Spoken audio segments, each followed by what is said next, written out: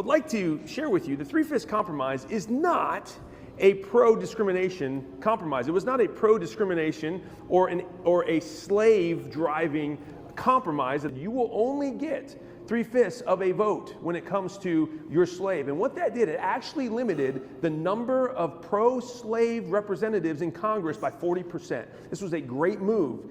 And how did we get to this place? We got to this place because of DEI in education. Well, you are blatantly lying. One, you are showing that you yourself are fully racist without question, and you're being blatant about it. Two, since I used the word blatant, you are blatantly lying about our history and the Three-Fifths Compromise that happened here in the United States. Three, what you're doing is trying to make it look like it's okay to be racist, that it's okay to devalue another group of people and to look at them as being less.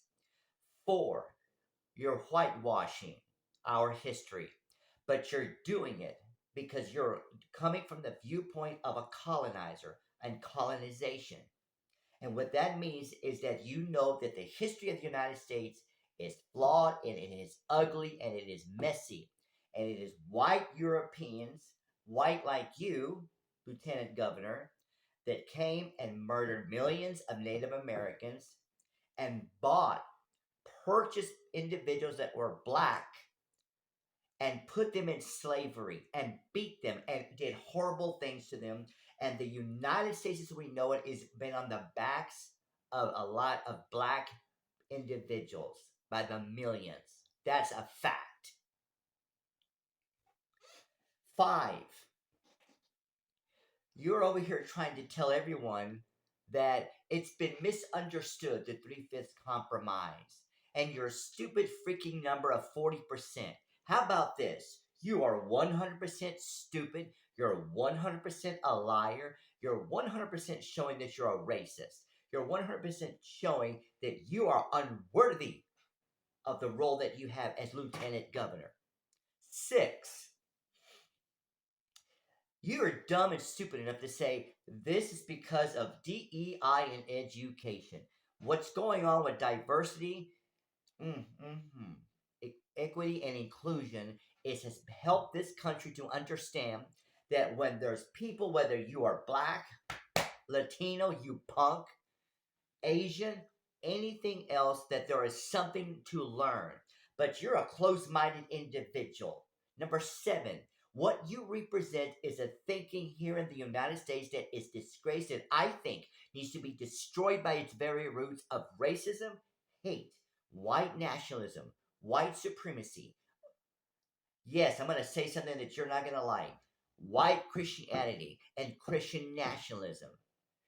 That you all want to rise up and say anything that makes us look negative is a lie. So if we can just erase that, we can erase anything that we did that was a sin, since you want to say you're a Christian, that was wicked and immoral and disgusting.